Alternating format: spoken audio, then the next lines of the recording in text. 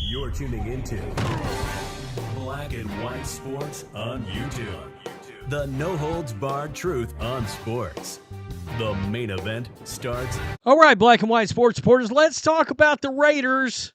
Oh, here we are once again on this channel talking about a potential coaching change, but I think it's coming. I do. And I don't know necessarily that it's being fully driven this time by Mark Davis. I think Tom Brady's got a lot to do with this. All right, and I think a lot of it's got to do with a coach that is now, everybody's going to bring up Ben Johnson here. But I think pretty clearly Mike Vrabel's the hottest coaching candidate on the market now. All right, it's pretty well known at this point. Tom Brady wants him to be the Raiders coach. The Patriots are now like all of a sudden potentially in on Mike Vrabel and Josh McDaniels. Well, we know one thing, McDaniels is not coming to the Raiders. And, of course, Antonio Pierce. Look, I banged the drum for Antonio Pierce, but at least you had in fact, I've been asked, hey, why did you support Pierce, but now you're off of him, but you don't support Mayo? Well, look, even Antonio Pierce had quite a bit more coaching experience of any sort than Jerod Mayo did. And I keep seeing everybody bring up Dan Campbell. Can we put this to bed? The Dan Campbell comparisons. Look at this, folks. Dan Campbell was he was a coach forever of tight ends, assistant head coach. He got his first taste of being an interim coach at 39. That was when he took over for Joe Philbin and the Dolphins. And then he went 1, 2, 3, 4, 5 more years after that as assistant head coach and tight ends coach for the Saints. That would have been, by the way, under Sean Payton. Pretty good guy to learn under before he took over as the head coach of the Lions. So you can't compare Dan Campbell to Antonio Pierce, but at least Antonio Pierce, head coach, that's at high school, but it's one of the most well-known high schools. Linebackers and associate head coach, Arizona State for 2 years. Linebackers, interim head coach. So, yeah, even Antonio Pierce had quite a bit more more coaching experience overall than Jerod Mayo. It's like 4 years linebackers coach, and that was it. I mean, and Antonio Pierce had an interim run. So there's a big difference here, even between a Jerod Mayo and Antonio Pierce. That said, I think it's time to move off of Pierce too. All right. When I was sort of advocating for Antonio Pierce last year, I got caught up in the whole players like him thing, which I got to be honest, I can't stand a players coach. Really and truly, I normally don't like them unless they are a great schemer of the football, of a game plan on one side of the ball. In other words, yes, Rex Ryan is a great players coach. They love him. His players love him. They want to play for him. But he's a great defensive coordinator, all right? He's great on one side of the ball from an X's and O's scheming game planning standpoint. You got to have both, I think, in some way to be able to be successful, all right? So, anyway, that brings us around to this. Antonio Pierce was asked about his contract, all right, by The Athletic. The Raiders are 2-12. It's been a disaster.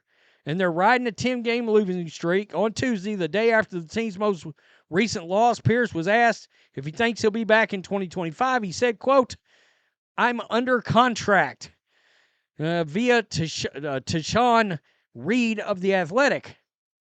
Being under contract doesn't insulate a coach from being fired unless the owner isn't willing to pay him to not be the coach. Pierce is still fired, can still be fired, contract or not contract. Yeah, that means nothing. Now, is Mark Davis going to be willing to pay multiple coaches? I don't know. Because let's face it, he's still coaching or still paying Josh McDaniels for not coaching. So there's that. I don't know if he'd be willing to do that. Plus, there's the whole you ain't got a quarterback thing. Do you want to give Antonio Pierce a shot? But the problem is, again, same situation Ohio State is in. The Patriots are in, and now the Raiders are in. If you want Mike Vrabel, you're going to have to hire him, which means you're going to have to fire whoever you've got to hire him. All right? And look, there's a world where the NFL will miss out on Vrabel because Ohio State will hire him. And honestly, yeah, Ohio State may be viewed as the better job over the majority of NFL jobs. It's just that kind of a college program, top 4 or 5 program in all the country, and bottomless pits when they come to money. All right? They may give Vrabel the kitchen sink there to get him in there. So, the other day I did a video where we talked about the fact that Antonio Pierce might be running out the door, but this is the real catch. Tom Telesco, the general manager, is now separating himself inside the building from Antonio Pierce. And look, Tom Telesco will come back. He's pretty respected around the league, to be honest with you, because he was with the Chargers for so long, and he did draft a lot of good players. All right? He missed some too, but you get the point. He's not going anywhere. Every indication has been that Pierce and Tom Telesco have been in lockstep through their short tenure together. But Davis said last week that Telesco and Pierce will be evaluated separately at the end of the season. Quote, they didn't come in as a team. Wow. Davis said about Pierce and Telesco during the owners' meetings, they are individuals. I think that tells you right there Pierce is in a lot of trouble. Davis also talked about Telesco having a hand in choosing the next quarterback, but said nothing about Pierce having an influence in the decision. Additionally, a Tuesday report from NFL insider Josina Anderson, good Lord, suggested that Telesco is starting to distance himself from Pierce in some capacity. Quote, as tough as it is to hear, there are league sources who believe, based on their own high-level back-table conversations, that the Raiders are currently entertaining the idea of getting a new coach, while general manager Tom Telesco is simultaneously separating himself behind the scenes. Anderson reported this week at Bravada. So that tells me right there, are they looking for a coach behind the scenes? Telesco's involved while Pierce is still there. Uh-oh, that's not good. While Tom Brady will be involved in the process of finding a new quarterback, it would be naive to believe that he won't have a voice in the decision on Pierce. A Pro Football Post report in November indicated that Pierce was not Brady's first choice to coach the Raiders last year. Ouch. The same report from Pro Football Post said that Pierce's job is not safe, and the growing expectation in league circles is that Mike Vrabel could be the next Raiders head coach. Look, you would be naive to not throw Deion Sanders into the mix too as a potential head coach if Shedeur ends up getting drafted. And right now, in fact, I'll just switch it back over. That's where the Raiders are at right now. The problem is the Raiders have got a couple of winnable games on the schedule right now, actually. Even though they lost 10 in a row, they got a couple of games they could potentially pull off. All right? The Giants, they're the ones that's in line to look like they're going to get destroyed. And there's one other thing that I found here, and I cannot prove this, and I don't know if this is even factually true. But it came up a couple of days ago on X. Antonio Pierce was allegedly gambling until 3 a.m. prior to the Panthers game earlier this year. Once again, this shows the ineptitude of the Raiders owner, Mark Davis. This is the guy you hired and that Crosby Max vouched for. Leader of men, right? Okay, I don't know what the agenda is with this. I don't even know if this is a picture of him gambling or in some gambling establishment. I don't. But it does perk your antenna up some. By the way, they got crushed by a horrible team, the Carolina Panthers, 36-22 in this game. Guys, before the season, I sat down, I looked at the schedule. I even made a video, and I was picking out games that the Raiders could win. That was one of them.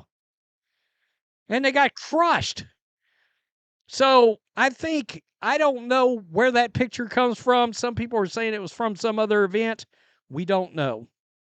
I don't know if it was him at some gambling establishment a couple of nights prior to a game. That's not a great look if it is accurate, and we don't know that it's accurate. But I guarantee you, Mark Davis knows whether or not it's accurate. I guarantee you, him and Tom Brady factually know whether or not that was Antonio Pierce gambling somewhere a couple of days before an actual game. If it was, that in itself, that'll get you fired right out. I mean, you're gone. You're gone. I don't care. People do the whole grown man thing, blah, blah. No.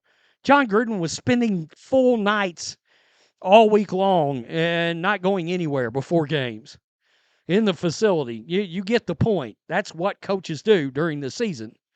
They don't really do a damn thing else at all. They might go out to eat somewhere. That's it. And I'm talking about walk in a steakhouse, get a steak, turn around, walk out. Now, I'm not going into a gambling establishment, getting a steak, and then gambling for 5 hours, and certainly not at whatever that said. Let me go back. 3 a.m. in the morning. I don't know. It's a bad look if that's accurate. Again, I don't know that it is, but it caught my attention. If I had to put I think it's an 87% chance that Antonio Pierce is not going to be the coach. And quit with the Dan Campbell, Jerod Mayo, Antonio Pierce comparisons. It's not valid. Dan Campbell had light years more coaching experience under his belt than either one of these guys. And Antonio Pierce had a good bit of coaching experience beyond Jerod Mayo. So that's just something to consider. God, I got to stick to my guns when it comes to players, coaches. If they are not a great schemer of football, X's and O's guy, and a player's coach, then just the player's coach thing, I can't do it anymore. I knew better. Jim Harbaugh should have been the guy. They didn't hire him. Tell me what you think. Peace. I'm out. Till next time. Thanks for watching the show. Be sure to like, comment, and subscribe. Be sure to tune in next time on Black and White Sports.